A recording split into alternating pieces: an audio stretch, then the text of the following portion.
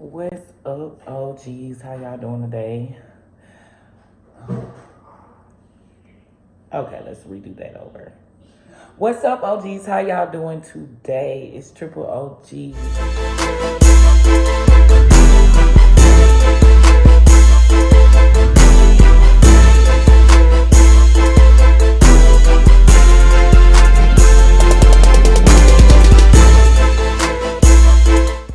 I have not seen y'all in a long time. So I said I'm going to get on here and do a story time. Okay, so today's story is about getting pregnant after 35 because Izzy is now 1 year old, and so I could tell about my experience about being pregnant after the age of 35. Okay, here we go. So, being pregnant after the age of 35 is different because it takes a toll on your body already, and then you're like this old person, so you're always tired all the time. Initially, when I found out that I was expecting my 5th child with my husband, I was like, is this for real? Because mind you, me and my husband been together for 12 years and we had not had a baby together. I have previous children from previous relationships. So neither one of us at first believed that it was true, but I knew it was true because I had missed Mary J. Blige coming into town. If you don't know what Mary J. Blige coming into town is, that's what my mom used to say when it was time for a woman's monthly cycle. She would be like, Mary J. Blige in town. I guess Mary stands for Bloody Mary.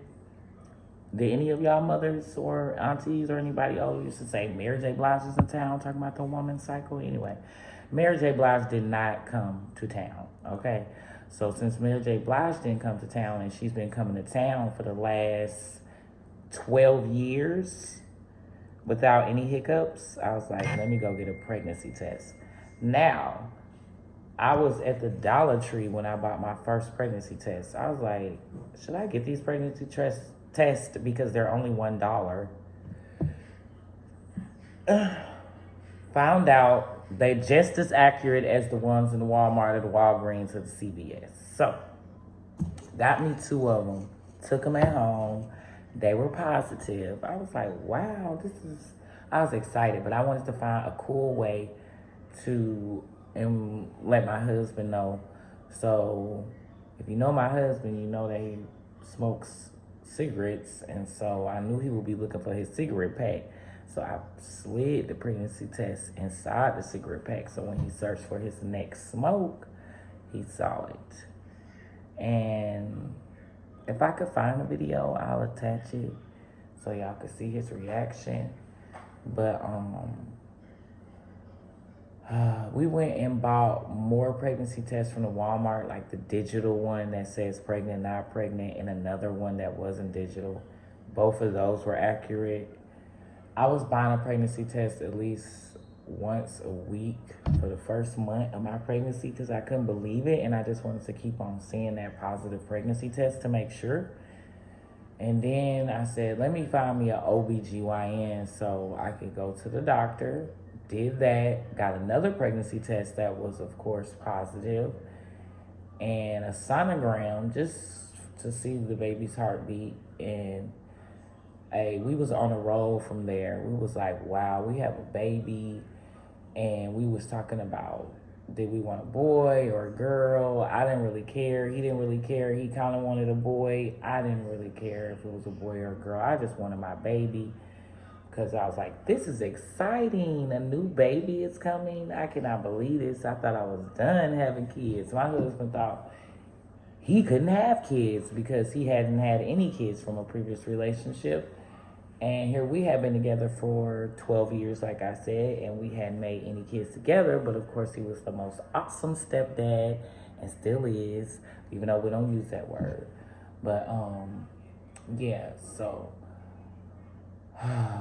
being pregnant with Izzy, I had to figure out, like, since it was 2021 at the time, we had different options than when I had other children. So like I could do a birthing center, a at home birth, or traditional like OBGYN, midwife, you know. And since I'm like this person that's always trying to use natural remedies for stuff, I was like, let me use a birthing center and have my baby without any epidural or any help. Because I've done that before in the hospital, and I wanted to like keep the umbilical cord and just have like this really at home experience. So I found a birthing center in North Miami, which is about 30 minutes from where I live at.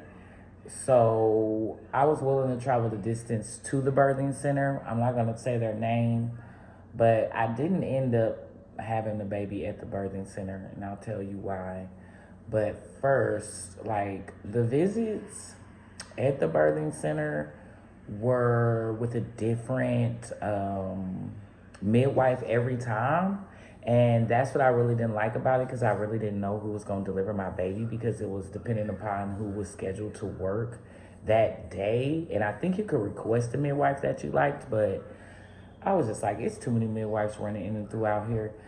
But other than that, they had like 4 rooms that were decorated in 4 different ways. They even had the blow up birthing pool that you could bring into the room that you picked. So they gave you a tour of the birthing house, letting you know like what the procedures are gonna be when you went into labor. You're gonna come there and basically get into your room, and it's gonna be, like a nurse there monitoring you until the midwife came. And you basically just on your own having a baby with a little bit of assistance. And so before I went to the birthing center, like I said, I did have an OBGYN, but I just wasn't feeling her. I wasn't feeling her. So that even more fueled my fire to go find a birthing center. And I couldn't find one immediately in my area, but I did find one, like I said, in North Miami, and I proceeded to do my prenatal appointments at that birthing center, and fully planned to have a baby in Miami, Florida. And like I said, I was going to all my birthing visits with my husband, and I was experiencing like major tiredness. I was always tired, always sleepy, but a nap was my favorite part of the day, along with eating. I was always working out before I got pregnant. So once I got pregnant, I tried to continue that routine, which was easy in the beginning, but at the end, stuff started to get really heavy. So I just stopped working out. And then like, I wanted to say that I was in like I was in the best shape I've ever been in my adult life before I got pregnant with Izzy. I was at a weight of 188 at height of 5'10". So really toned, stomach flat, just doing it. And then boom, you're pregnant. So my stomach was about to get big. I'm like, I didn't care though. So like I said, I just remember at the 9th month, the highest weight that I was with Izzy was 230 pounds. So I went from 188 to 230 at my heaviest with her. And my feet used to swell so bad. They used to swell so bad, they looked like a balloon. They used to hurt. It looked like the foot of a 450-pound person. And it was ugly. Maybe I can attach some of those pictures of that foot too, because my family we still laugh about it to this day. We're like, Lena, look at your foot while you were pregnant with Izzy on old Facebook pictures on my sister's account. But I enjoyed being pregnant. I did a lot of swimming. I did a lot of working out. I did a lot of trying to eat healthy, taking vitamins and supplements, which reminds me, like before I got pregnant, I was with my 18-year-old daughter, she was 18 at the time. We went into this like natural store. They had all these different teas, and I done forgot what she was looking for because she wanted to go in the store for probably like some incense and different stuff. And I asked the lady, I said, "Do you have anything that will helps with fertility?" And she was like, "Oh yeah, I do." So she like directs me over to this jar of like loose leaf tea, and she's telling me that this is helps with fertility, and it had this name. It didn't say what the ingredients were, so I bought like a couple of ounces of it. And I remember drinking a few cups of tea before I actually got pregnant. So I always wonder, like, did that tea help me get pregnant, or like did I just get pregnant and it was just the will of God? I believe it was the will of God, but I just wanted to say that I did buy some kind of pregnancy tea or fertility tea from this lady before I got pregnant. And I used to have the tea, but I gave it to my daughter to sell as fertility tea, the remainder amount of it, because I'm like, this stuff probably works. But yeah, so I did have some fertility tea, and I'm not 100% sure if it did it or not, but I had to put that in there because I did buy some. And I remember where that story is. I always want to go back and tell the lady, like, hey, I ended up getting pregnant, and I don't know if it was that tea, but when I went in there to buy it, I asked her, like, has anyone ever gotten pregnant off this fertility tea? She's like, oh yeah, people have came in and said that they had a baby. They even came in with the baby in a stroller. I'm like, wow. So I bought it. But anyway, so the pregnancy was unproblematic besides being extra swollen in the foot area. I do believe that my feet grew. And they say that sometimes when you're pregnant, your feet can grow and then never go back to their original size. So I was already big footed, and I'm even more bigger footed. So that's how that goes. So found out I was pregnant, let's see, November of 2020. Gave birth to Israel, who we call Izzy, in August of 2021. And now it is September of 2022. She's over a year old.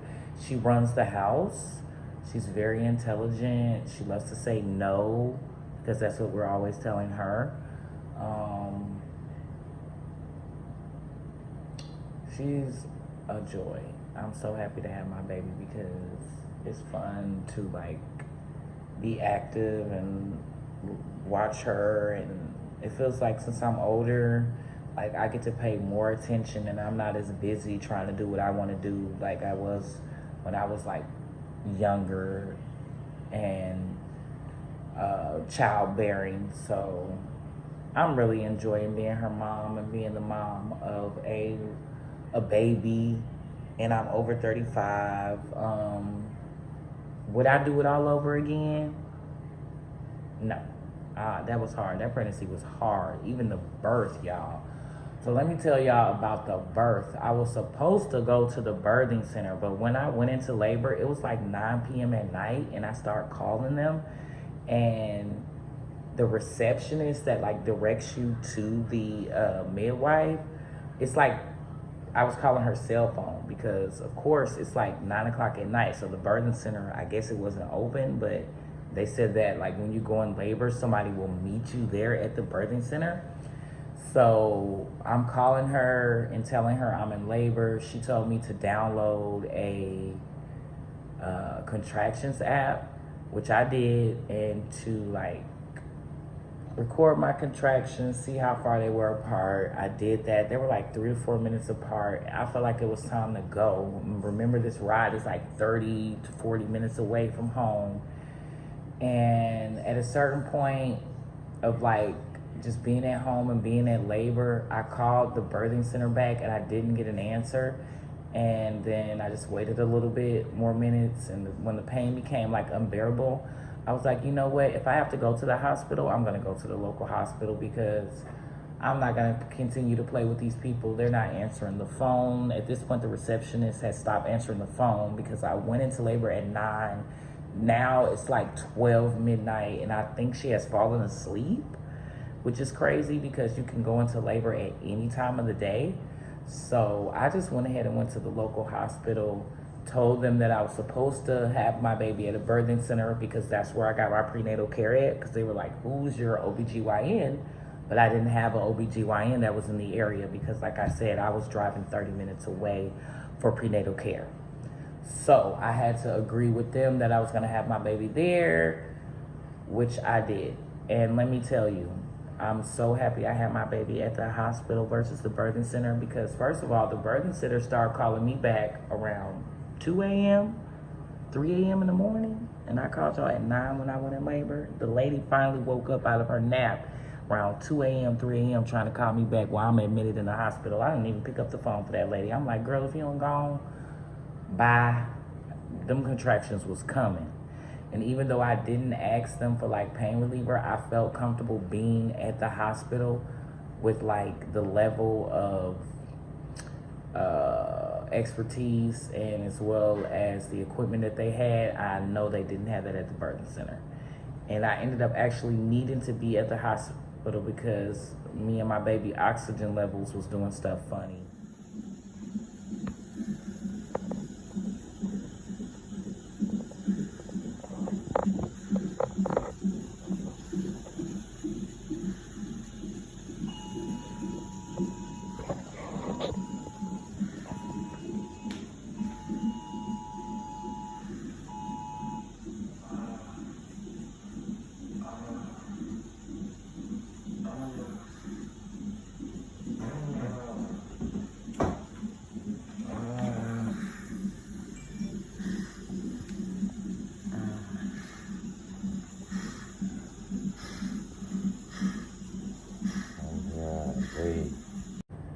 And it was just a long labor. I ended up having her like 7 in the morning.